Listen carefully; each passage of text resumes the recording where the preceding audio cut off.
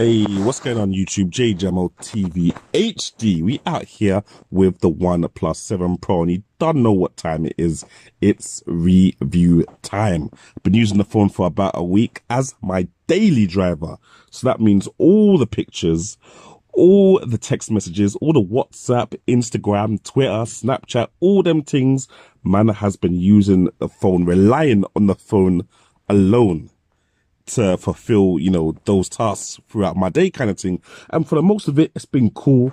I really love the camera. I'm going to get into that a lot more, but I'm just going to get into some negatives first, and let's just get them out of the way because of these negatives, I'm not going to keep the phone. They're too detrimental for me to keep the phone. Like, a lot of them perhaps can be fixed by software updates, but I don't want to spend £700 on a phone to now wait a couple more days, weeks, or months even for a software update. I just want it to be working straight out the box for £700. Like, correct me if I'm wrong. That's just how I feel, I'm just giving you my view. But anyway, let's go in. The first thing, battery life. And it's one of them things, like I always say, if you have a phone which can do everything for you, but then the battery cannot last a decent amount of time, what is the point? Because when the battery's out, there's nothing you can do. Obviously it's got a 90 hertz screen. It's got a 2K resolution. And, some may argue that you can turn that resolution down to 1080p and you can turn, the 90 hertz screen down to 60 frames per second.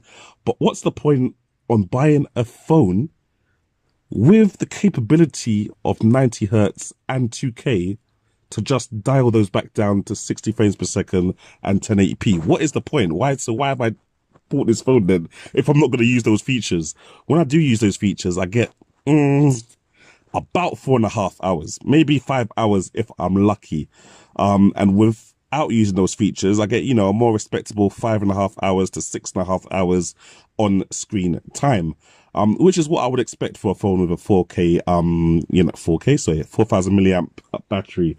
But coming from the Huawei Mate 20X, which had a 5,000 milliamp battery, and a 1080p screen, it's just, I'm literally coming down from a minimum of 7 hours on screen time to about 4.5, 5 hours, 6 hours on screen time. And it's just, for me personally, I just don't think it's enough. It's not substantial.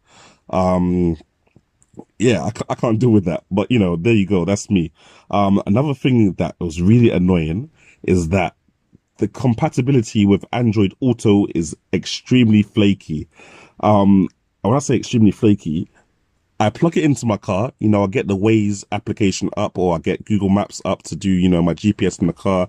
And, it runs for about 5 minutes and then it starts to get blotchy and, I don't know what the word for it, pixelated. Like, I'm sure you guys can see it now. Like, I don't know what this is or why it keeps happening, but obviously when this is happening and you're coming up to a roundabout and you don't know where you are, it's peak. You can't use this for SatNav or Android Auto in the car. Which is annoying. Like, I don't have this problem with my Huawei Mate 20X. I've looked at a lot of forums. Apparently, it's a problem with Snapdragon processors. I don't know, because from what I'm hearing with Huawei, I'm not even going to get into Huawei right now, but yeah, they're going on their own problems. I don't know how long I can rely on their retro hardware, into the future kind of thing. But yeah, it just doesn't work with Android Auto, for my smart car at least. I'm not sure about other vehicles. If it's working on your car, let me know what's really good. Now I'm really impressed with the camera, but the fact that you can't use the wide angle in video mode, it just doesn't make any sense to me. On my Huawei, and I'm sorry guys, I'm comparing this to my Huawei because I do a lot of this stuff on my Huawei with no problem. I can use wide angle on my Huawei phone with no problem. Literally no problem at all. I can just fire it up in the video camera mode, but you can't do that on the OnePlus. And like I said again, they could probably, release a patch that allows you to do this later on for OnePlus. But why am I waiting for that? Why am I not just having that day one? You get me? Like, please tell me if I'm being too bougie, yeah, but I feel like it should be a day one thing if you're spending the money on it, innit? This is a poor man's review. Like, I didn't get the phone for free. Like that. And yeah, that's about it. Those are my three main things that just really annoy me with the phone. I don't really care for wireless charging. or waterproofing, anything like that. That's not really my business. Stuff that I really do like is the speed of the phone. Oh my days. This phone, it's not a surprise to me. I know OnePlus phones are fast, but this, it's just, whew, you know, like that. I can't really talk about it too much because it is what it is. It's just fast, and I'm not going to be the first or last YouTuber to say this.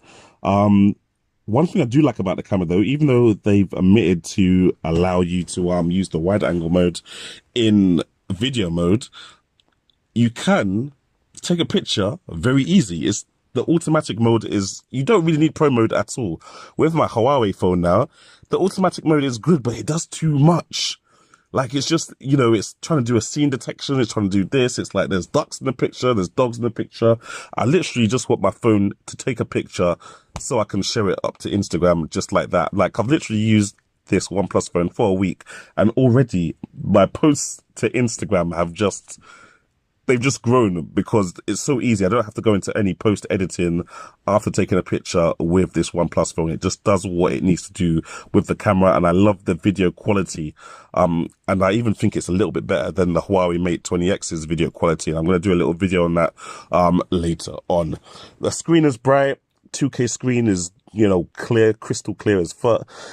90 hertz screen looks cool as well. Not many games really use the mode or utilize the 90 hertz ability kind of thing. And it was the same thing with the Razer phone when I had that back in the day. But, you know, it's a cool feature to have. 60 frames per second really looks good to me anyway, so it's all cool. No notch. The pop-up camera is really dope, and it's really fast. Like, it's fast to a point where I'm thinking, like, sometimes if you open Snapchat, obviously, it pops open the front camera, and it's just like, rah. Sometimes I'm like, wait, when did the camera come up? Or when did it slide up kind of thing? So yeah, the front facing camera it's just really fast. It's really clear as well. I'm very much impressed with it. Very much impressed with it. And the speakers. One thing, which was really making me think, yeah, I need to hold on to this phone is that the speakers were loud. Now, I'm talking Razer phone 2 loud, like, you know, like back in the day, HTC M8 loud. Now, the Huawei Mate 20X obviously has stereo speakers as well, and it's a very loud phone because, you know, it's almost tablet sized, so it's going to have some massive speakers in there as well. This OnePlus, I think sounds, if not louder, sounds just about as loud. So, and to the point of where I've had to turn it down sometimes when playing videos or playing audio back to myself, because I'm like, rah, why is this so loud? And that's what I like to have. I've never, you know, when you have a phone with a single firing speaker, sometimes you're thinking to yourself, rah, you're trying to turn it up and you're getting to maximum volume and you're like, rah, okay, that's it then. But with this phone, bruv, maximum volume may be too much for you in a lot of situations. What else? And then, yeah, there's the charging speed, bruv. 50% in 20 minutes. That means you can go into the shower, put the phone on charge. Okay, put the phone on charge before you go into the shower, actually. Let's not electrocute ourselves. Come out of the shower now, and the phone is at 50% battery.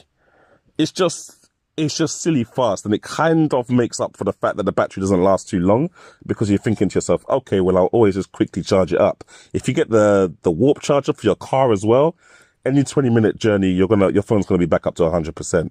So if you can buy as much warp chargers, you know, to fit around your life, put one in the office, put one in your car, and then one in the bedroom kind of thing, then usually you'll be good to go kind of thing, even if you're using the 90 hertz and you're using the 2K screen. But obviously that's something you have to buy into, and the car charger alone is £50. £50 for a car charger for your phone. Fun fact though, the cable for the old OnePlus series, the dash cable, it is compatible with the warp charger. So if you've got lots of dash cables, you can use that.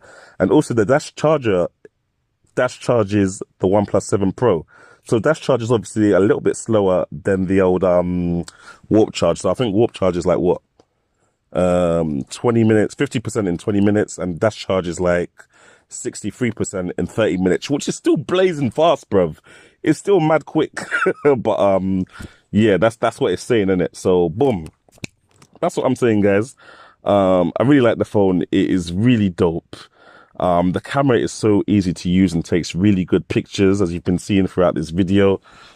It's just the thing with the battery life, the compatibility or incompatibility with Android Auto, and the fact that you just can't use something simple like using the wide angle lens for video is just, I just don't see why they've made those decisions personally. But yeah, anyway guys, let me know what you think. Leave a comment in the comment section below. Subscribe if you haven't already, and I will catch you in the next one. Thanks again for listening, guys. Jamo out.